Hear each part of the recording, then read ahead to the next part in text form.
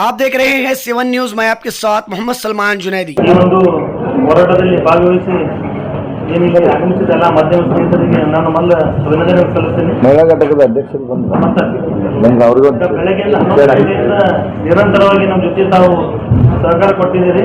ಅವರಿಗೆ ಎಲ್ಲ ಮಾಧ್ಯಮ ಸ್ನೇಹಿತರಿಗೆ ನಾನು ಮೊದಲ ಅಭಿನಂದನೆ ಸಲ್ಲಿಸ್ತೇನೆ.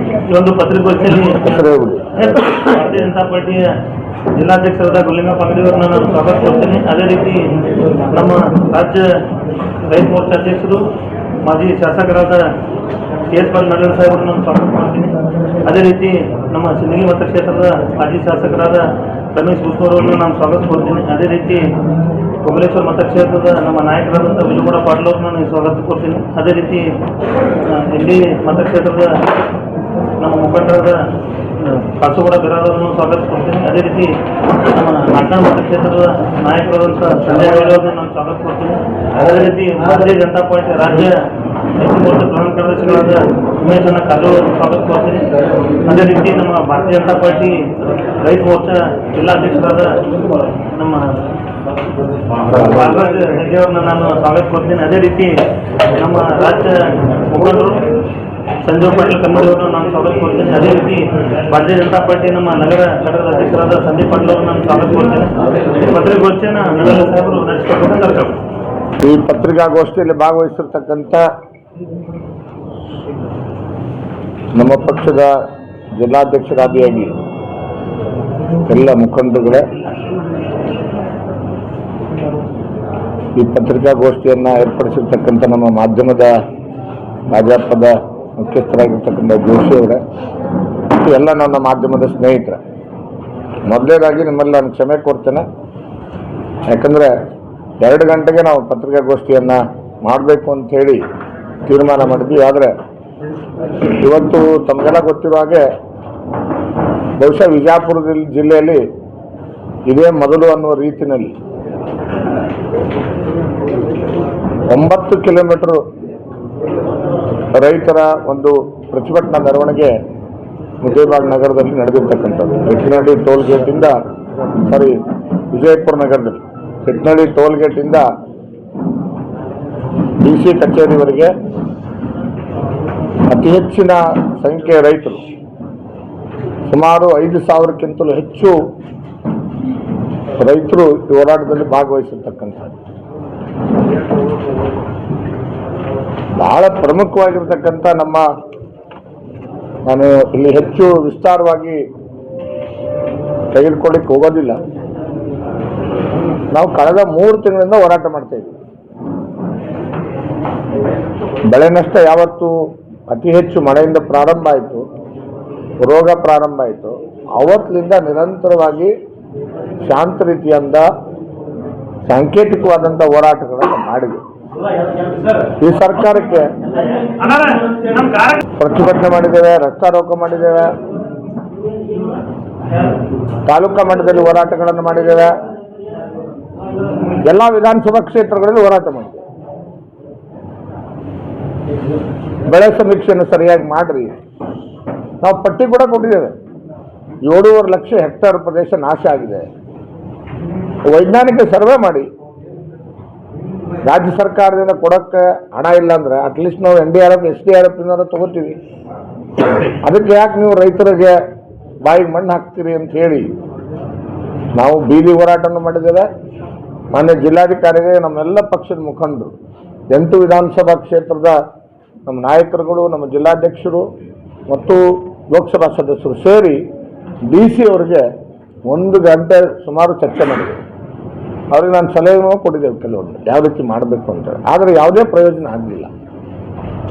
ಯಾಕೆಂದರೆ ಈ ಸರ್ಕಾರ ಸಿದ್ದರಾಮಯ್ಯನವರು ಸೀಮಿತಗೊಳಿಸ್ಬಿಟ್ರು. ಏನಂದರೆ ಇಷ್ಟೇ ಲಕ್ಷ ಹೆಕ್ಟ್ರೆ ಅವ್ರು ಬಂದು ಹೇಳ್ಬಿಟ್ರು 10 ಲಕ್ಷ ಹೆಕ್ಟ್ರೆ ನಷ್ಟ ಆಗಿದೆ ಅಂತ. ವಿಮಾನದಲ್ಲಿ ಬಂದು ಗುಲ್ಬರ್ಗ ಹಾಕ್ಬಂದು ಸೀದಾ ಹಿಂಗೆ ಭೀಮಾ ನದಿ ಮೇಲೆ ಒಂದು ಗಿರಿಕಿ ಹೊಡೆದ ಪೂರ್ತಿ 11 ಜಿಲ್ಲೆಗಳ ನಷ್ಟವನ್ನು ವಿಮಾನದಲ್ಲೇ ಕೂತ್ಕೊಂಡು ಎಸ್ಟಿಮೇಟ್ ಮಾಡಿ 10 ಲಕ್ಷ ಎಕರೆ ನಷ್ಟ ಆಗೈತೆ ಅಂತ ಹೇಳಿದ್ರು. ಹೆಕ್ಟರ್ ಪ್ರದೇಶ ಉತ್ತರ ಕರ್ನಾಟಕದಲ್ಲಿ. ಒಟ್ಟು ಕರ್ನಾಟಕದಲ್ಲಿ ಇವತ್ತು ರಾಜ್ಯ ಸರ್ಕಾರ ಹೇಳ್ತದೆ 14,48,000 ಹೆಕ್ಟೇರ್ ಪ್ರದೇಶ ಅತಿವೃಷ್ಟಿಯಿಂದ ಬೆಳೆ ಹಾನಿಯಾಗಿದೆ ಅಂತ ಹೇಳಿ ಇವತ್ತು ರಿಪೋರ್ಟ್ ಕೊಟ್ಟಿದ್ದಾರೆ. ಅದು ನಾವು ಹೇಳ್ತಾ ಇದ್ದೇವೆ, ನಮ್ಮ ಒಂದು ಸರ್ವೆ ಪ್ರಕಾರ 38 ಲಕ್ಷ ಹೆಕ್ಟೇರ್ ಪ್ರದೇಶ ಕರ್ನಾಟಕದಲ್ಲಿ ಬೆಳೆನಾಶ ಆಗಿದೆ ಅಂತಕ್ಕಂಥದ್ದನ್ನ ಅಂಕಿ ಸಂಖ್ಯೆಗಳ ಸಮೇತ ನಾವು ಸರ್ಕಾರಕ್ಕೆ ಕೊಟ್ಟಿದ್ದೇವೆ ಮತ್ತು ಮಾಧ್ಯಮಕ್ಕೂ ಕೂಡ ನಾವು ಬಿಡುಗಡೆ ಮಾಡಿದ್ದೇವೆ. ಆದರೆ 14,48,000 ಹೆಕ್ಟೇರ್ ಪ್ರದೇಶಕ್ಕೂ ಕೂಡ ಪರಿಹಾರ ಕೊಟ್ಟರೇನೋ ಪರಿಹಾರವನ್ನು ಸಂಪೂರ್ಣವಾಗಿ ಕೊಡಲಿಲ್ಲ. ಎಷ್ಟು ಕೊಟ್ಟಿದ್ದಾರೆ? ಒಂದು ರೈತನಿಗೆ 5 ಎಕರೆವರೆಗೆ ಕೊಡೋದಕ್ಕೆ ಅವಕಾಶ ಇದೆ. NDRF SDRF ನಾಮ್ಸ್ ಇವರಿಂದ ಏನು ಕೊಡಲ್ಲ. ಕೇಂದ್ರ ಸರ್ಕಾರ 75% ಕೊಡ್ತದೆ. ಆದರೆ ಇವರು ಒಂದು ರೈತನಿಗೆ ಅರ್ಧ ಎಕರೆ, 1 ಎಕರೆ, 1.5 ಎಕರೆ, ಮ್ಯಾಕ್ಸಿಮಮ್ 2 ಎಕರೆಗಿಂತ ಹೆಚ್ಚಿಗೆ ಯಾವ ರೈತನಿಗೂ ಕೊಟ್ಟಿಲ್ಲ. 1 ಎಕರೆಗೆ ಎಷ್ಟು ಕೊಟ್ಟಿದ್ದಾರೆ? 17,000 ರೂಪಾಯಿ. ಅದ್ರಲ್ಲಿ ಅರ್ಧ ಎಕರೆಗೆ ಎಷ್ಟು ಬರ್ತದೆ ನಿಮ್ಮದು? 8,500 ರೂಪಾಯಿ. 8,500 ರೂಪಾಯಿದಲ್ಲಿ ರೈತ ಬದುಕಲಿಕ್ಕೆ ಸಾಧ್ಯನಾ? ಯೋಚನೆ ಮಾಡಿ. ಅದಕ್ಕೆ ನಾವೇನು ಆಗ್ರಹ ಮಾಡ್ತಾ ಇದ್ದೀವಿ ಸರ್ಕಾರಕ್ಕೆ, ಹಿಂದೆ ಯಡಿಯೂರಪ್ಪನವ್ರ ಸರ್ಕಾರ ಇದ್ದಾಗ 2019ರಲ್ಲಿ ನಮ್ಮ ಬಜೆಟ್ 2,34,000 ಕೋಟಿ ಇತ್ತು. ಅವಾಗ ಎಕರೆಗೆ ಪ್ರತಿ ಹೆಕ್ಟರ್ಗೆ 10,000 ರೂಪಾಯಿ ಹೆಚ್ಚುವರಿಯಾಗಿ ರಾಜ್ಯ ಸರ್ಕಾರಕ್ಕೆ ಕೊಟ್ಟಿವಿ. ಈಗ ಬಜೆಟ್ 4,17,000 ಕೋಟಿ ಐತಿ. ಅದಕ್ಕೆ ನೀವು ಕನಿಷ್ಠ 20,000 ರೂಪಾಯಿನಾದ್ರೂ ಕೊಡಬೇಕಲ್ವೇ ಹೆಚ್ಚುವರಿಯಾಗಿ? ಅದನ್ನು ಕೊಡಬೇಕು ಅಂತಕ್ಕಂಥ ಡಿಮ್ಯಾಂಡು ನಮ್ಮದು ಇರ್ತಕ್ಕಂಥದ್ದು. ಎರಡನೇದ್ದು, ಬಹಳ ಪ್ರಮುಖವಾಗಿ ಎಲ್ಲ ಬೆಳೆಗಳಿಗೆ ಖರೀದಿ ಕೇಂದ್ರಗಳನ್ನು ಪ್ರತಿ ಗ್ರಾಮ ಪಂಚಾಯತ್ ಮಟ್ಟದಲ್ಲಿ ಮತ್ತು ಸಹಕಾರಿ ಸಂಘಗಳ ಮಟ್ಟದಲ್ಲಿ ತೆಗಿಬೇಕು ಅಂತಕ್ಕಂಥ ಆಗ್ರಹ ನಮ್ಮದು ಎರಡನೇದಾಗಿರ್ತಕ್ಕಂಥದ್ದು. ಮೂರನೇದ್ದು, ರೈತರಿಗೆ ಇವತ್ತು ನೋಡಿ ಬೆಳೆ ನಷ್ಟ ಆಗಿದೆ, ಅವನಿಗೆ ಸಾಲನೂ ಯಾರು ಕೊಡಲ್ಲ. ಸೊಸೈಟಿನಲ್ಲಿ ಕಾಂಗ್ರೆಸ್ ಪ್ರಣಾಳಿಕೆಯಲ್ಲಿ 2023 ಪ್ರಣಾಳಿಕೆಯಲ್ಲಿ ಕಾಂಗ್ರೆಸ್ನವರು ಹೇಳ್ಕೊಂಡಿದ್ದಾರೆ ಏನಂತ, ನಮ್ಮ ಸರ್ಕಾರ ಅಧಿಕಾರಕ್ಕೆ ಬಂದರೆ 10 ಲಕ್ಷದವರೆಗೆ ಶೂನ್ಯ ಬಡ್ಡಿ ದರದಲ್ಲಿ ಸಾಲ ಕೊಡ್ತೀವಿ ಅಂತ ಹೇಳಿದ್ದಾರೆ. ಅಟ್ಲೀಸ್ಟ್ ರೈತ ಬಗ್ಲಿಕ್ಕೆ ಸಹಕಾರಿ ಸಂಘಗಳ ಮುಖಾಂತರ, DCC ಬ್ಯಾಂಕ್ಗಳ ಮುಖಾಂತರ 10 ಲಕ್ಷದವರೆಗೆ ಶೂನ್ಯ ಬಡ್ಡಿ ದರದಲ್ಲಿ ಸಾಲ ಕೊಡಬೇಕು ಅಂತ ಆಗ್ರಹ ಮಾಡ್ತಾ ಇದ್ದಾರೆ. ಅದನ್ನು ಅವ್ರು ಇನ್ನೊಂದು ಹೇಳ್ಯಾರ, 3%ವರೆಗೆ 10 ಲಕ್ಷದಿಂದ 15 ಲಕ್ಷದವರೆಗೆ 3% ಅನ್ನು ಕೊಡ್ತೀವಿ ಅಂತೇಳಿ ಅವರೇ ಹೇಳ್ಕೊಂಡಿದ್ದಾರೆ. ಅದನ್ನು ಕೊಡ್ರಪ್ಪ ಅಂತ ಕೇಳ್ತಾ ಇದ್ದೀವಿ ಅಷ್ಟೇ ನಾವು. ಯಾಕಂದ್ರೆ ರೈತ ಸಂಕಷ್ಟದಲ್ಲಿದ್ದಾನೆ. ಜೊತೆಗೆ ಇಡೀ ಕರ್ನಾಟಕದಲ್ಲಿ 24 ಲಕ್ಷ ಹಾಲು ಉತ್ಪಾದಕ ಕುಟುಂಬಗಳಿದಾವೆ, ರೈತ ಕುಟುಂಬಗಳಿದಾವೆ. ಇವ್ರೇನು ಮಾಡಿದ್ರು, 2.5 ವರ್ಷದಲ್ಲಿ 3 ಬಾರಿ ಹಾಲಿನ ದರ ಹೆಚ್ಚಿಗೆ ಮಾಡ್ಯಾರ. ಹಾಲಿನ ದರ ಹೆಚ್ಚಿಗೆ ಮಾಡಿದ್ರು, ಕನ್ಸ್ಯೂಮರ್ಗೆ ಹೆಚ್ಚಿಗೆ ಮಾಡಿದ್ರು. ಆದರೆ ಸರ್ಕಾರದಿಂದ ಕೊಡ್ಬೇಕನ್ನೋ ಪ್ರೋತ್ಸಾಹನ ಇದೆಯಲ್ಲ, ಅದನ್ನು ಇವತ್ತಿಗೂ ಪೆಂಡಿಂಗ್ ಇಟ್ಕೊಂಡಿದ್ದಾರೆ. 4 ತಿಂಗಳಿಂದ 620 ಕೋಟಿ ರೂಪಾಯಿ ಕೊಡಬೇಕು, ಇನ್ನೂ ಬಿಡುಗಡೆ ಮಾಡಿಲ್ಲ. ಜೊತೆಗೆ ನೋಡಿ, ಅವ್ರ ಪ್ರಣಾಳಿಕೆಯಲ್ಲಿ ಹೇಳ್ಕೊತಾರೆ ಏನಂತ, ನಮ್ಮ ಸರ್ಕಾರ ಅಧಿಕಾರಕ್ಕೆ ಬಂದ್ರೆ ಹಿಂದಿನ ಸರ್ಕಾರ 5 ರೂಪಾಯಿ ಏನು ಪ್ರೋತ್ಸಾಹನ ಕೊಡ್ತಿದ್ವಿ ನಾವು ಪರ್ ಲೀಟ್ರಿಗೆ, ಅದನ್ನು 7 ರೂಪಾಯಿ ಏರಿಸ್ತೀವಿ ಅಂತೇಳಿ ಪ್ರಣಾಳಿಕೆಯಲ್ಲಿ ಕೊಟ್ಟಿದ್ದಾರೆ ಕಾಂಗ್ರೆಸ್ ಪ್ರಣಾಳಿಕೆ. ಅದು ನಾವು ಬೇಡಿಕೆ ಕೇಳ್ತಾ ಇದ್ವಿ. 2.5 ವರ್ಷ ಆಯ್ತಲ್ಲಪ್ಪ. ಕನ್ಸ್ಯೂಮರ್ಗೆಲ್ಲ ನೀವು 3 ಬಾರಿ ಹಾಲಿನ ದರ ಹೆಚ್ಚಿಗೆ ಮಾಡಿರಿ, ಅದು ರಾಜ್ಯ ಸರ್ಕಾರದಿಂದ ಕೊಡಬೇಕಾದಂಥ ಪ್ರೋತ್ಸಾಹನ 5 ರೂಪಾಯಿದಿಂದ 7 ರೂಪಾಯಿ ಏರಿಸ್ರಿ, ನೀವೇ ಹೇಳಿದಿರಿ ಅಂತಕ್ಕಂಥದ್ದನ್ನು ನಾವು ಆಗ್ರಹ ಮಾಡ್ತಕ್ಕಂಥ ಕೆಲಸವನ್ನು ಮಾಡ್ತಾ ಇದ್ದೇವೆ. ಜೊತೆಗೆ ತುಂಗಭದ್ರಾ ಡ್ಯಾಮ್ಗೆ ನೋಡಿ, 2ನೇ ಬೆಳೆಗೆ ನೀರು ಕೊಡ್ಬೋದಾಗಿತ್ತು ಅಲ್ಲಿ. ಆದರೆ ಇವತ್ತಿಗೂ ಕೂಡ 2ನೇ ಬೆಳೆಗೆ ನೀರು ಕೊಡೋಕ್ಕಾಗಲ್ಲ ಟ್ರಸ್ಟ್ ಗೇಟ್ಗೆ ಅಂತ ಹೇಳಿದ್ದಕ್ಕೆ 2ನೇ ಬೆಳೆಗೆ ನೀರು ಕೊಡಿ, ಇಲ್ಲವೇ ಪ್ರತಿ ಎಕರೆಗೆ 25,000 ಪರಿಹಾರ ಕೊಡಿ ಅಂತಕ್ಕಂಥ ಒಂದು ಹೋರಾಟ ನಮ್ಮದಾಗಿದೆ. ಇವು ರಾಜ್ಯ ಮಟ್ಟದ ನಾನು ಬೇಡಿಕೆಗಳನ್ನು ನಿಮ್ಮ ಮುಂದೆ ಇಡ್ತಾ ಇದ್ದೀನಿ.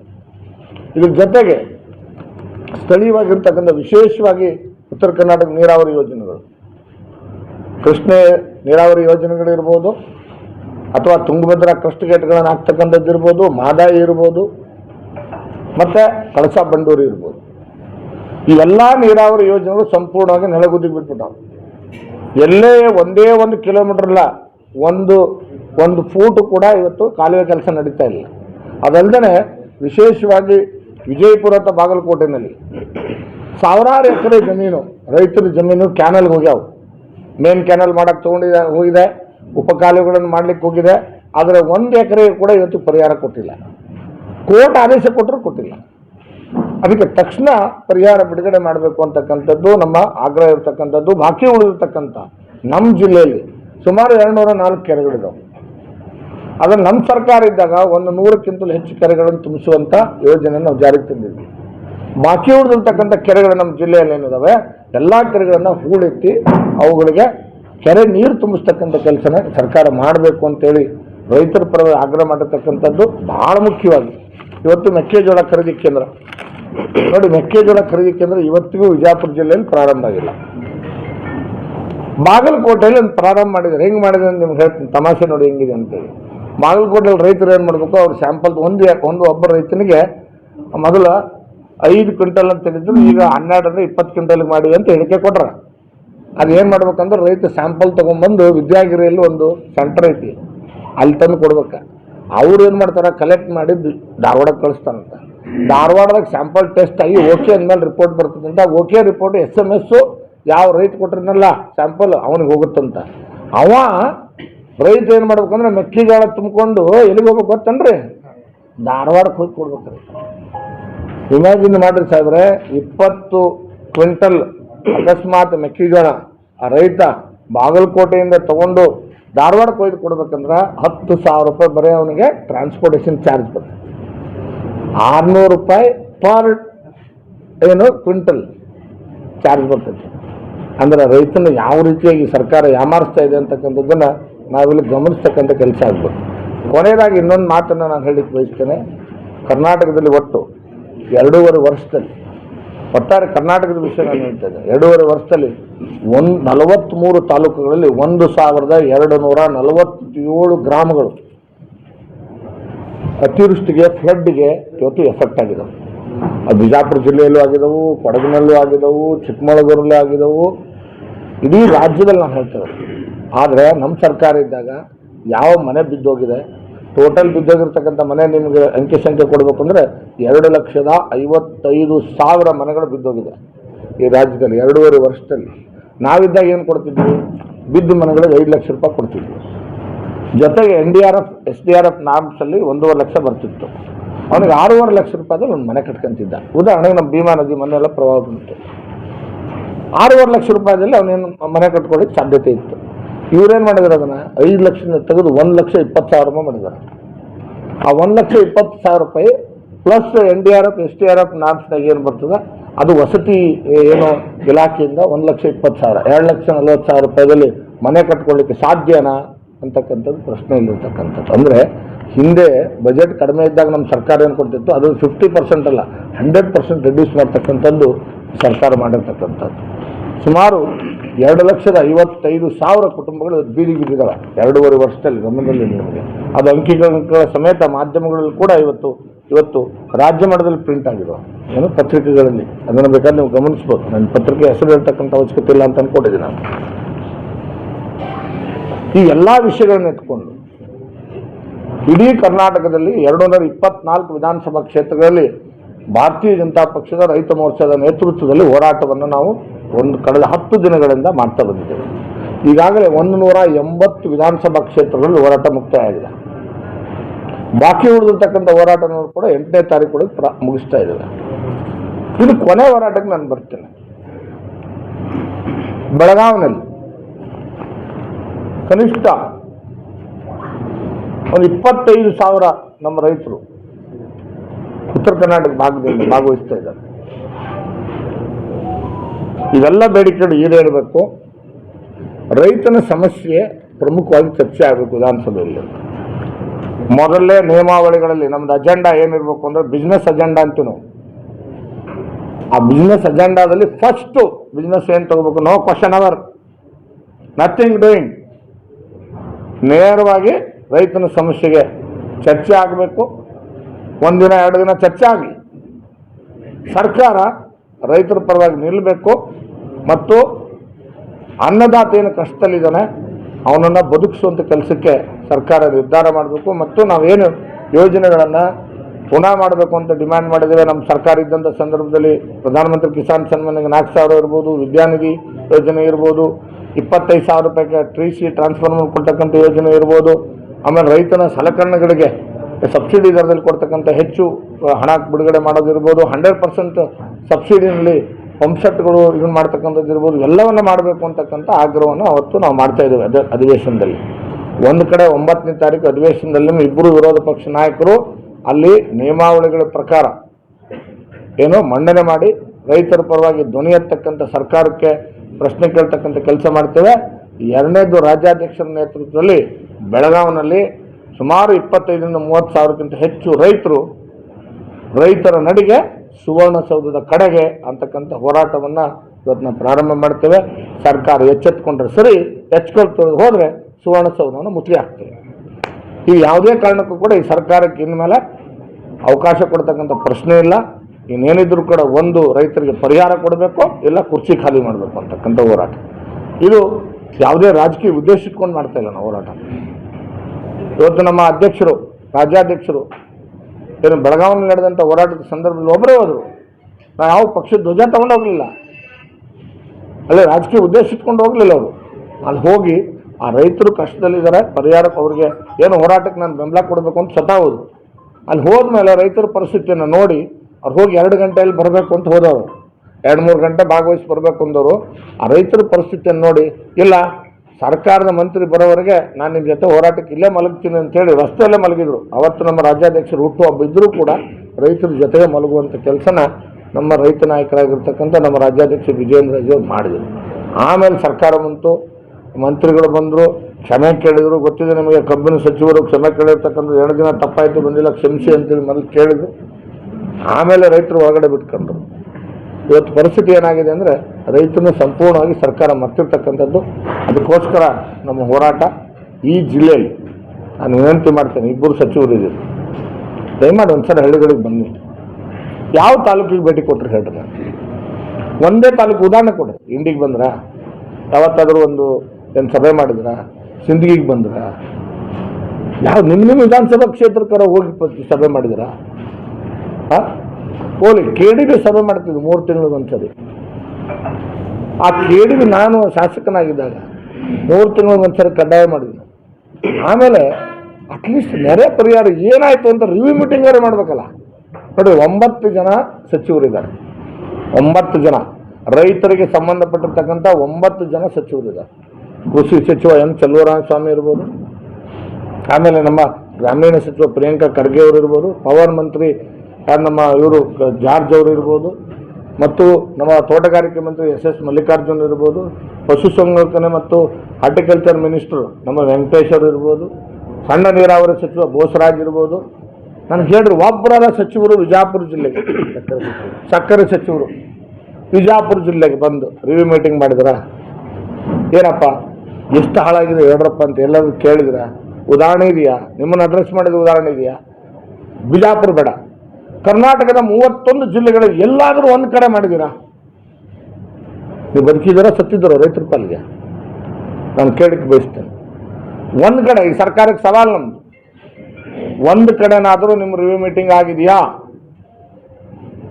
ಎಲ್ಲರೂ ಬಂದು ವಿಮಾನದಲ್ಲಿ ಬಂದು ಏನೋ ಗುಲ್ಬರ್ಗಾದಲ್ಲಿ ಕ್ಯಾಬಿನೆಟ್ ಮಾಡ್ದಂಗೆ ಮಾಡಿ ಹೆಲಿಕಾಪ್ಟರಲ್ಲಿ ಓಡಾಡಿ ಆ ಫೋಟೋ ವಿಡಿಯೋ ಮಾಡ್ಕೊಂಡು ಆ ವಿಡಿಯೋನ ನೀವು ಮೀಡಿಯಾದವರಿಗೆ ಮತ್ತು ಸೋಷಿಯಲ್ ಮೀಡಿಯಾದಲ್ಲಿ ಕೊಟ್ಟು ವೈರಲ್ ಮಾಡಿದ್ದು ಬಿಟ್ಟರೆ, ಪುಣ್ಯಾತ್ಮರೇ, ನಿಮ್ಮ ಪಾದಗಳು ಯಾವತ್ತಾದರೂ ಕೂಡ ರೈತನ ಹೊಲದಲ್ಲಿ ಇಡ್ತಾ? ಇಲ್ಲವೇ ಇಲ್ಲ. ಇದು ನಮ್ಮ ಬೇಡಿಕೆ. ನಾವು ಫಸ್ಟ್ ಅನ್ನೇ ಕೇಳೋದು, 9 ಜನ ಏನು ನಮ್ಮ ಮಂತ್ರಿಗಳಿದ್ದಾರೆ, ಆ ಮಂತ್ರಿಗಳ ಕೊಳಪಟ್ಟು ಹಿಡಿದು ಕೇಳುವಂಥ ಕೆಲಸವನ್ನು ನಾವು ವಿರೋಧ ಪಕ್ಷದವರಾಗಿ ರೈತರ ಪರವಾಗಿ ಮಾಡ್ತೇವೆ. ವಿಧಾನಸಭೆ ಒಳಗಡೆ ಸುವರ್ಣಸೌಧದಲ್ಲಿ ಉತ್ತರ ಕೊಡ್ಬೇಕು ಇವರು, ಇಲ್ಲ ರಾಜೀನಾಮೆ ಕೊಟ್ಟು ಮನೆಗೆ ಹೋಗಿ ಮಾನ ಮರ್ಯಾದೆ ಇದ್ರೆ. ನಮ್ಮ ವಿರೋಧ ಪಕ್ಷ ನಾಯಕರು ಅವಳಿ ಏನು ವಿಧಾನಸಭೆ ವಿಧಾನ ಪರಿಷತ್ತು ವಿರೋಧ ಪಕ್ಷ ನಾಯಕರ ನೇತೃತ್ವದಲ್ಲಿ ನಮ್ಮ ಇಡೀ ಶಾಸಕಾಂಗ ಸಭೆಯನ್ನು ಒಂದು ತೀರ್ಮಾನ ಮಾಡಿರ್ತಕ್ಕಂಥದ್ದು, 2 JDS ಮತ್ತು BJP ಎಲ್ಲ ನಾಯಕರನ್ನ ತೀರ್ಮಾನ ಮಾಡಿರ್ತಕ್ಕಂಥದ್ದು ಅವತ್ತೇನು ಅಂತಂದರೆ, ಈ ವಿಧಾನಸಭೆಯಲ್ಲಿ ಎಲ್ಲ ಮಂತ್ರಿಗಳನ್ನು ಒಳಪಟ್ಟು ಹಿಡಿದು ಕೇಳಬೇಕು. ಎಷ್ಟು ಲೆಕ್ಕ ಕೊಡಪ್ಪ? ಯಾವ ಜಿಲ್ಲೆಗೆ ಹೋಗಿದ್ದು ಚಲುವರಾಯಸ್ವಾಮಿ ಅವರೇ? ಯಾವ ಜಿಲ್ಲೆಗೆ ಹೋಗಿದ್ದು SS ಮಲ್ಲಿಕಾರ್ಜುನ್ ಅವರೇ? ದ್ರಾಕ್ಷಿ ಬೆಳೆ ನೋಡಿದ್ದೀರಾ ಹೇಗೆ ಬೆಳೀತಾರೆ ಅಂತ ಬಿಜಾಪುರದಲ್ಲಿ? ದಾಳಿಂಬರೆ ಏನು ಹಾಳಾಗಿದೆ ಅಂತ ನೋಡಿದ್ದೀರಾ? ಇದನ್ನು ಕೇಳ್ತಕ್ಕಂಥ ಕೆಲಸವನ್ನು ರೈತರ ಪರವಾಗಿ ವಿರೋಧ ಪಕ್ಷವಾಗಿ ನಾವು ಮಾಡ್ತೇವೆ. ನಾನೊಂದು ಮಾತು ಹೇಳ್ತೇನೆ, ಈ ಸರ್ಕಾರ ರೈತರ ಪರವಾಗಿ ನಿಲ್ತದೆ ಅಂತಕ್ಕಂಥ ವಿಶ್ವಾಸ ನಮಗಿಲ್ಲ. ಈ ಸರ್ಕಾರ ಮೊದಲು ಹಾಳಾದ ಸರ್ಕಾರ ಹೋಗ್ಬಿಟ್ಟು ಇದು ಯಾವತ್ತು ಓದಿತ್ತು ಅಂತ ರೈತರು ಕಾಯ್ತಾ ಇದ್ದಾರೆ. ಆದರೆ ವಿರೋಧ ಪಕ್ಷದವಾಗಿ ನಮ್ಮ ಕರ್ತವ್ಯ, ನಾವು ಇವ್ರನ್ನ ಕೊಳಪಟ್ಟು ಹಿಡಿತಕ್ಕಂಥ ಅಧಿಕಾರ ನಮ್ಗೆ ಕೊಟ್ಟಿದ್ದಾರೆ. ಅದಕ್ಕೆ ವಿಧಾನಸಭೆಯಲ್ಲಿ ಖಂಡಿತವಾಗಲೂ ಕೂಡ ಆ ಕೆಲಸ ನಾವು ಮಾಡ್ತೇವೆ. ಬೆಳಗಾವಿನಲ್ಲಿ ಭಾಳ ದೊಡ್ಡ ಮಟ್ಟದ ಹೋರಾಟ ಆಗ್ತದೆ. ಆ ಹೋರಾಟದ ನಂತರನೂ ಹೇಳ್ತೀನಿ ನಿಮಗೆ, ಮುಂದಿನ 2.5 ವರ್ಷ ಭಾರತೀಯ ಜನತಾ ಪಕ್ಷದ ಪ್ರತಿಯೊಬ್ಬ ಕಾರ್ಯಕರ್ತನಿಗೆ ಹೋರಾಟದ ವರ್ಷ ಮತ್ತು ಹೋರಾಟದ ದಿನಗಳು. ಪ್ರತಿ ಕ್ಷಣ ಪ್ರತಿ ದಿನ ಈ ಜಿಲ್ಲೆಯ 650 ಹಳ್ಳಿಗಳ ರೈತರ ಕಷ್ಟಕ್ಕೆ ನಾವು ಸಪೋರ್ಟಾಗಿ ನಿಲ್ತೇವೆ, ರೈತನ ಪರವಾಗಿ ಹೋರಾಟ ಮಾಡ್ತೇವೆ. ಬರೀ ಸಾಂಕೇತಿಕ ಹೋರಾಟ ಅಲ್ಲ, ಸಂಕರ್ಷಿತ ಹೋರಾಟನೂ ಕೂಡ ನಾವು ಪ್ರಾರಂಭ ಮಾಡ್ತೀವಿ ಅಂತಕ್ಕಂಥ ಮಾತನ್ನು ಈ ಸಂದರ್ಭದಲ್ಲಿ ಹೇಳಿ, ಇವತ್ತು ನಾನು ಮಾಧ್ಯಮದ ಸ್ನೇಹಿತರು ಕೂಡ ನಿಜವಾಗ್ಲೂ ಈ ಸಂದರ್ಭದಲ್ಲಿ ನಾನು ಅಭಿನಂದನೆ ಸಲ್ಲಿಸ್ತೇನೆ. 9 ಕಿಲೋಮೀಟರ್ ನಮ್ಮ ಹೋರಾಟದ ಸಂದರ್ಭದಲ್ಲಿ ತಾವೆಲ್ಲರೂ ಕೂಡ ನಡೆದು ರೈತರ ಏನು ಸಮಸ್ಯೆಗಳನ್ನು ರಾಜ್ಯದ ಜನರಿಗೆ ಮತ್ತು ಸರ್ಕಾರಕ್ಕೆ ಮುಟ್ಟಿಸುವಂಥ ಕೆಲಸ ಮಾಡಿರ್ತಕ್ಕಂಥ ತಮಗೆಲ್ಲರಿಗೂ ಹೊಂದಿಸಿ ನನ್ನ ಮಾಧ್ಯಮಗೋಷ್ಠಿಯನ್ನು ಇಲ್ಲಿಗೆ ಮುಗಿಸ್ತೇನೆ. Thank you.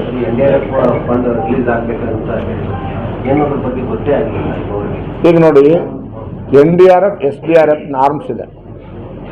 ಆ ನಾರ್ಮ್ಸ್ ಪ್ರಕಾರ, ನಿಯಮಾವಳಿಗಳ ಪ್ರಕಾರ ಏನು ಕೇಂದ್ರ ಸರ್ಕಾರ ಮತ್ತು ರಾಜ್ಯ ಸರ್ಕಾರ, ಕೇಂದ್ರ ಸರ್ಕಾರ 75% ಕೊಡ್ತದೆ, ಆಮೇಲೆ ರಾಜ್ಯ ಸರ್ಕಾರ 25% ಕೊಡ್ತದೆ. ಅದು ಕೊಡಲೇಬೇಕು, ಅದು ಸಾಲದು ಇನ್ಪುಟ್ ಸಬ್ಸಿಡಿ.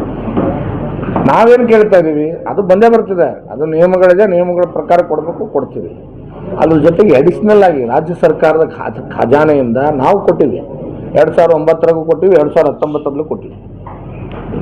ಯಾವುದು NDRF ನಾರ್ಮ್ಸ್ ಇತ್ತು ಅದಕ್ಕಿಂತ ಹೆಚ್ಚುವರಿ ಕೊಟ್ಟಿದ್ವಿ. ಉದಾಹರಣೆಗೆ ಹೇಳ್ತೀನಿ ನಿಮಗೆ, ಕುಷ್ಕಿ ಭೂಮಿಗೆ 6,800 ರೂಪಾಯಿ ಇತ್ತು. ನಾವೇನು ಮಾಡಿದ್ವಿ, 10,000 ರೂಪಾಯಿ ಹಾಕ್ಕೊಟ್ವಿ ಹೆಚ್ಚುವರಿ. ಈಗೆಷ್ಟಿದೆ?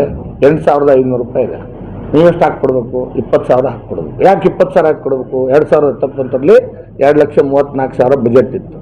ಕಿಸೆದಾಗ ರೊಕ್ಕ, ರಾಜ್ಯ ಸರ್ಕಾರದ ಕಿಸೆದ ರೊಕ್ಕ 2,34,000 ಕೋಟಿ ಇತ್ತು. ಈಗ 4,17,000 ಕೋಟಿ ಐತಿ. ಅಂದಮೇಲೆ ಅವ್ನಿಗೆ 20,000 ಕೊಡಬೇಕು ಬೇಡ? ನ್ಯಾಯಯುತ ಹೌದು ಅಲ್ವೋ? ಹೆಚ್ಚಿಗೆ ಕೇಳ್ತಾ ಇಲ್ಲ. ಈ ಸರ್ಕಾರ ರೈತರ ಪರವಾಗಿ ನಿಲ್ಲಬೇಕಾಗಿದ್ರೆ 20,000 ಹೆಚ್ಚುವರಿಯಾಗಿ ರಾಜ್ಯ ಸರ್ಕಾರದಿಂದ ಕೊಡಲಿ. ಇವ್ರೇನು ಕೊಡ್ತಾ ಇದ್ದಾರೆ? 8,500. ಅದನ್ನು ಬಿಡುಗಡೆ ಮಾಡ್ಯಾರ, ಪೂರ್ತಿ ಮಾಡಿಲ್ಲ. ಇದು ಇರ್ತಕ್ಕಂಥ ಪ್ರಶ್ನೆ.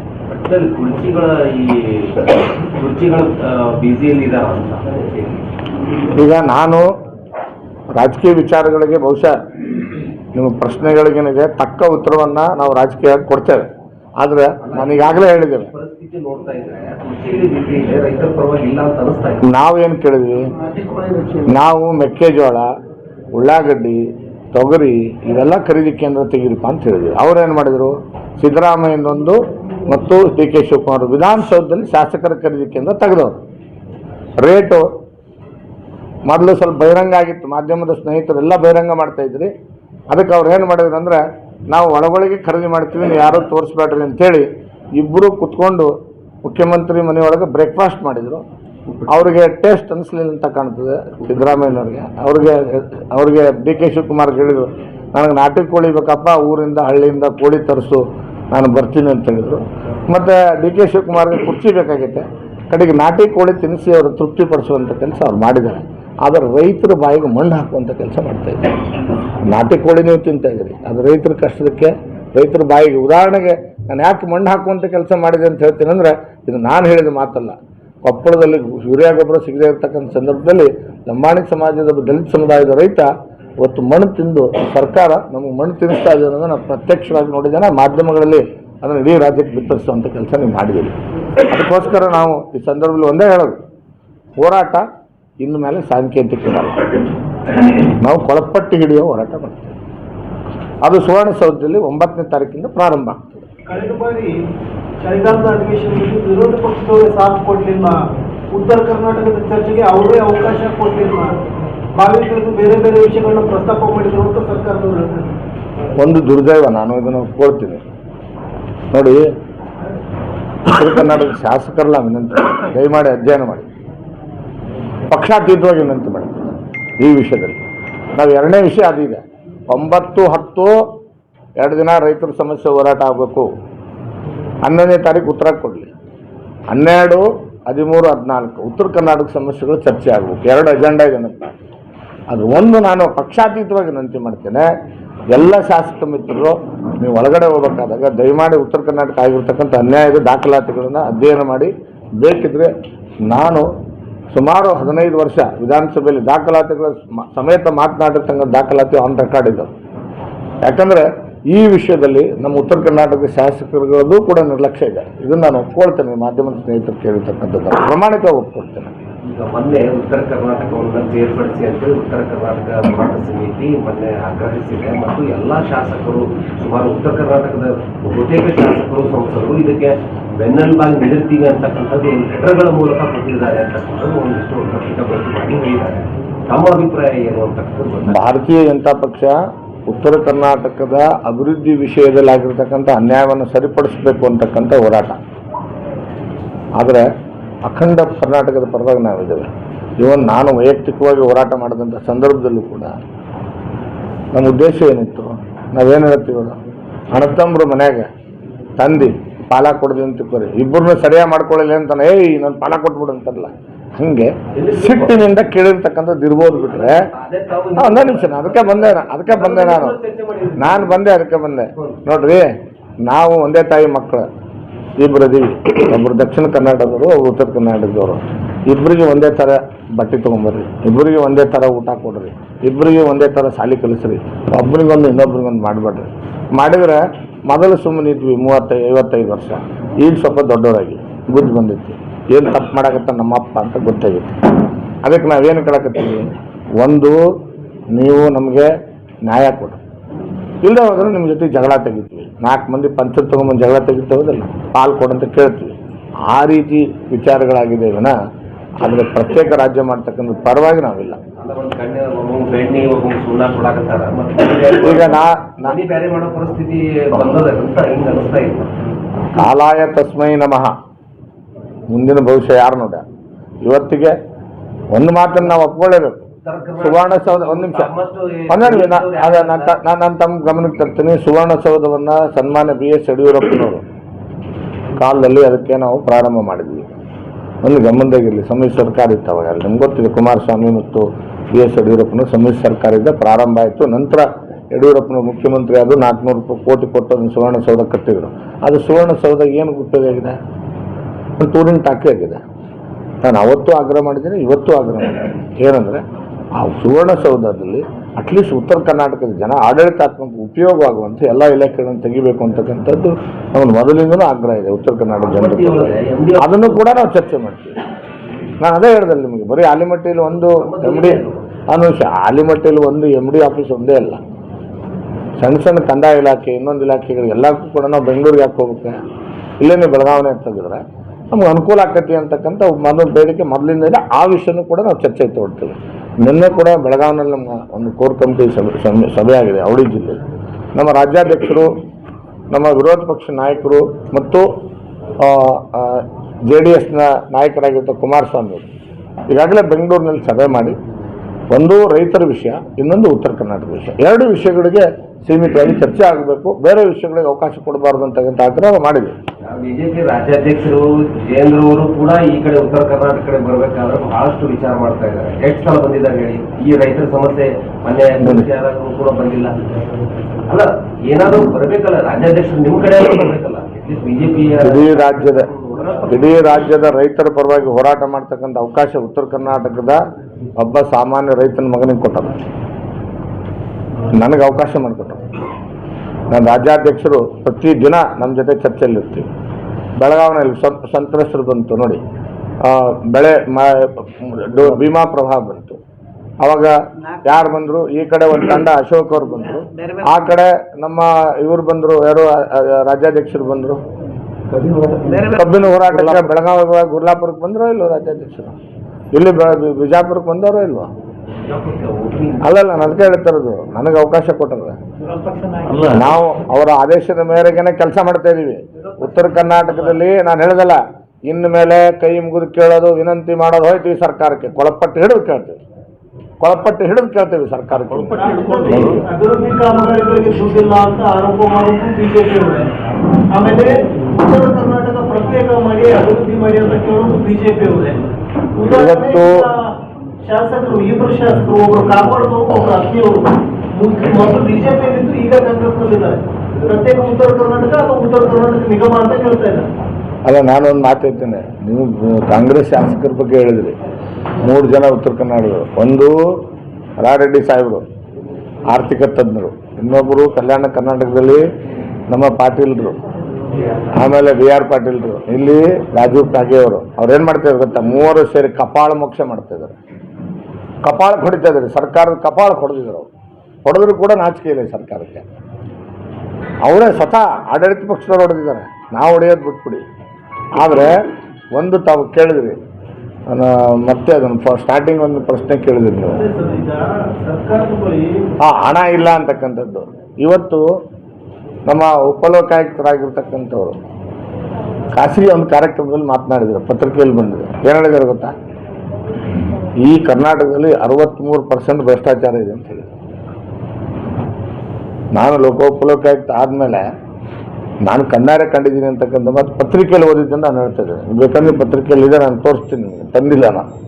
ಅಂದರೆ ಈ ಸರ್ಕಾರ ನಮ್ಮ ಮೇಲೆ 40% ಅಂತ ಮಾಡ್ತಿಲ್ಲ, ಈಗ 63% ಭ್ರಷ್ಟಾಚಾರ ಸರ್ಕಾರ ಇದು. ಸರ್ಕಾರದಲ್ಲಿ ಹಣ ಇಲ್ಲ ಅಂತಲ್ಲ, ಇದೆ. ಎಲ್ಲಿಗೆ ಹೋಗ್ತಾ ಇದೆ ಗೊತ್ತಾ? ಇದು ಕಾಂಗ್ರೆಸ್ಸಿನ AICC ATM ಸರ್ಕಾರ ಆಗಿದೆ. ಅರ್ಥ ಆಯ್ತಾ? AICC ಹಣ ಹೋಗ್ತಾ ಇದೆ. ಎಷ್ಟು? 63%. ಇದು ಒಂದೇ ಸರ್ಕಾರ ಉಳಿದಿರೋದೀಗ. ಅದಕ್ಕೆ ಇಲ್ಲಿಂದ ATM ಸರ್ಕಾರ ಅಷ್ಟೇ ಕಾಂಗ್ರೆಸ್ ಪಕ್ಷ ನಡೆಸಕ್ಕೆ ಇಲ್ಲಿಂದ ರಾಜ್ಯದ ಖಜಾನೆ ಲೂಟಿ ಮಾಡ್ತಕ್ಕಂಥ ಕೆಲಸ ಮಾಡ್ತಾ ಇದ್ದಾರೆ. ಈಗ ಮೊನ್ನೆ ತಾವು ಕೂಡ BPP ಹೋರಾಟದ ಕುರಿತಾಗಿ ಬೆಂಬಲವನ್ನು ಸೂಚಿಸಿದ್ರಿ. ಇನ್ನೂವರೆಗೆ ಮೊನ್ನೆ ಸಿದ್ದರಾಮಯ್ಯ ಅವರು BPP ಹೋರಾಟಗಾರರನ್ನ ಕರೆಸಿ ಅವರು ಅಟ್ಲೀಸ್ಟ್ ಸೌಜನ್ಯಕ್ಕಾದರೂ ಮಾತಾಡಲಿಲ್ಲ ಅಂತಕ್ಕಂಥದ್ದು ಇಲ್ಲಿ ಹೋರಾಟಗಾರರು ಮನನೊಂದಿದ್ದಾರೆ. 79 ದಿನ ಇವತ್ತು ಇನ್ನೂವರೆಗೆ ದೂರ ಆದ್ರ ಬಗ್ಗೆ ನಾನು ಈ ವಿಷಯದ ನಾನು ಈ ವಿಷಯದಲ್ಲಿ ನಮ್ಮ ಲೋಕಸಭಾ ಸದಸ್ಯರಾಗಿರುವುದು ನಮ್ಮೆಲ್ಲ ಪಕ್ಷದ ನಾಯಕರು ಸ್ಪಷ್ಟ ನಿಲುವಿದೆ. ಇಲ್ಲಿ ಸರ್ಕಾರದೇ ಮೆಡಿಕಲ್ ಕಾಲೇಜ್ ಆಗಬೇಕು, 100% ಸರ್ಕಾರದಲ್ಲಿ ಆಗಬೇಕು ಅಂತೇಳಿ. ಆದರೆ ಅದನ್ನು ತಡೆಯುವಂಥ ಕೆಲಸ ಕಾಂಗ್ರೆಸ್ನಲ್ಲಿರೋರು ಮಾಡಕತ್ತಾರೆ. ಯಾರು ಮಾಡಕತ್ತಾರೆ ಅಂತ ಗೊತ್ತೈತೆ. ನನ್ನ ಕಡೆಯಿಂದ ಬಾಯಲ್ಲೇ ಹೆಸರು ಹೇಳಿಸ್ಬಾರ್ದು. ಅರ್ಥ ಆಯ್ತಾ? ಯಾರು ಮಾಡಕತ್ತಾರೆ ಅಂತ ಗೊತ್ತೈತೆ. ಯಾರು ಕರೆದು ಅವಮಾನ ಮಾಡಕತ್ತಾರ ಬಂತಾರೆ. ಅವ್ರ ಅಧಿಕಾರದಲ್ಲಿದೆ. ನಾನು ಒಂದು ಮಾತು ಹೇಳ್ತೇನೆ, ನಾವು ಅಲ್ಲ, ನಾನು ಹೋರಾಟ ಅಲ್ಲ ವಿಜಯಗೌಡರು ಒಂದು ನಿಮಿಷ ಕೇಳ್ರಿ, ಒಂದು ನಿಮಿಷ ವಿಜಯಗೌಡರು ಆ ವಿಷಯ ದೀರ್ಘವಾಗಿ ಮಾತಾಡ್ತಾರೆ. ಆಮೇಲೆ ನಾನು ಹೋರಾಟಗಾರರ ವಿನಂತಿ ಮಾಡ್ತೀನಿ, ಈ ಸರ್ಕಾರ ಕಿತ್ತೆಗಿವರೆಗೆ ನಮಗೆ ಸರ್ಕಾರಿ ಮೆಡಿಕಲ್ ಕಾಲೇಜ್ ಬರ್ತದೆ ಅಂತ ಭರವಸೆ ನನಗಿಲ್ಲ. ಯಾಕಂದರೆ ಅಧಿಕಾರದಲ್ಲ ನಿಮ್ಗೆ ಆಟಗಾಲ ಹಾಕ್ಯಾರ. ನಮ್ಮ ಸರ್ಕಾರ 2028 ಬರ್ತದೆ. ನಮ್ಮ ಜೊತೆ ನೀವು ಕೈ ಜೋಡಿಸಿ. 8 ವಿಧಾನಸಭಾ ಕ್ಷೇತ್ರ ಬಿಜಾಪುರದಲ್ಲಿ 200ಕ್ಕಿಂತಲೂ ಹೆಚ್ಚು ಏನು ಬಿಹಾರದಲ್ಲಿ ಐತಲ್ಲ, ಆ ರೀತಿ ರಿಸಲ್ಟನ್ನು ರಾಜ್ಯದ ಜನ ಕೊಡ್ತಾರೆ. ಅವು ಖಂಡಿತವಾಗಲೂ ನಮ್ಮ ಸರ್ಕಾರ ಇದ್ದಾಗ ಕೆಲಸ ನಾವು ಮಾಡ್ತೀವಿ. ಸದನದಲ್ಲಿ ಅದರ ಬಗ್ಗೆ ಏನಾದರೂ ಚರ್ಚೆ 100ಕ್ಕೆ 100 ಈ ಜಿಲ್ಲೆಯ ಸಮಸ್ಯೆಗಳ ಪಟ್ಟಿಯನ್ನು ನಾನು ನಮ್ಮ ರಾಜ್ಯಾಧ್ಯಕ್ಷರಿಗೆ, ವಿರೋಧ ಪಕ್ಷ ನಾಯಕರಿಗೆ ಮಾಡಿಕೊಟ್ಟಿದ್ದೇವೆ. ನಮ್ಮ ಜಿಲ್ಲಾಧ್ಯಕ್ಷರಿಗೂ ಕೇಳಿದ್ದಾರೆ, ಈ ಜಿಲ್ಲೆಯಲ್ಲಿರ್ತಕ್ಕಂಥ ಜ್ವಲಂತ ಸಮಸ್ಯೆಗಳೇನಿದೆ, ಯಾರು ರೋಡ್ ಹಾಕಂದ್ರೆ ಪಟ್ಟಿ ಕೊಡಿ ಅಂತ ಕೇಳಿದ್ದಾರೆ. ನಾವು ದಾಖಲಾತಿ ಸಮೇತ ಮೀಡಿಯಾದಲ್ಲಿ ಬಂದ ಪತ್ರಿಕೆಗಳಲ್ಲಿ ಬಂದಿರತಕ್ಕಂಥ ನೋಟ್ ಸಮೇತ ಈಗಾಗಲೇ ನಮ್ಮ ಜಿಲ್ಲಾಧ್ಯಕ್ಷರು ವರದಿಯನ್ನು ಇಬ್ಬರು ವಿರೋಧ ಪಕ್ಷ ನಾಯಕರು ಒಪ್ಪಿಸಿದ್ದಾರೆ. ಈ ಜಿಲ್ಲೆಯ ಜ್ವಲಂತ ಸಮಸ್ಯೆಗಳು ಹೋರಾಟದಲ್ಲಿ ಕೂತಿರ್ತಕ್ಕಂಥ ಪರವಾಗಿ ವಿರೋಧ ಪಕ್ಷ ನಾಯಕರು ಖಂಡಿತ ಬಂದಿದೆ. JDS ಕುಟುಂಬ ರಾಜಕಾರಣ ಮಾಡ್ತಾ ಇದ್ದೇವೆ, ಮುಂದಿನ ಬಾರಿ ಕೂಡ ನಮ್ಮದೇ ಅವಕಾಶ ಅಂತ ಕಾಂಗ್ರೆಸ್. ನಾನು ಅದಕ್ಕೆ ಹೇಳಿದೆ, ಈಗ ಇದಕ್ಕೆ ಉತ್ತರ ನನ್ನಿಂದ ಕೇಳಿಬಿಡಿ, ರಾಜು ಕಾಗೆಯಿಂದ ಕೇಳಿ. ಪಾಪ ಅವ್ರು ಆತ್ಮಹತ್ಯೆ ಮಾಡ್ಕೊಂತೀನಿ ಅಂದರು.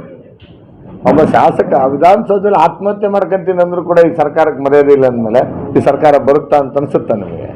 ನೋಡ್ತಾ ಇರಿ, ಈಗ ಔಟ್ಗೋಯಿಂಗ್ ಚೀಫ್ ಮಿನಿಸ್ಟ್ರು ಈಗ 8 ದಿನ ಅಷ್ಟೇ ವಿಧಾನಸಭೆ ನಮ್ಮೇನು ಸುವರ್ಣಸೌಧದಲ್ಲಿ ಅಧಿವೇಶನ ಕರೆದರೆ ಅಧಿವೇಶನಕ್ಕೋಸ್ಕರ ಈ ಡ್ರಾಮಾ ನಡೀತಾ ಇದೆ. ಒಳಗಡೆ ಫೈಟ್ ಜೋರಾಗಿದೆ, ಖರೀದಿನೂ ಜೋರಾಗಿದೆ. ಇವತ್ತಿಲ್ಲ ನಾಳೆ ನಿಮಗೂ ಎವಿಡೆನ್ಸ್ ಸಿಗ್ತದೆ. ಮೊನ್ನೆ ನಮ್ಮ ಜವಳಿ ಸಚಿವರು ಮತ್ತೆ ಶಾಸಕರು ಕೂಡ ಡೆಲ್ಲಿಗೆ ಹೋಗಿದ್ರು. ತಮ್ಮ ಅಭಿಪ್ರಾಯ?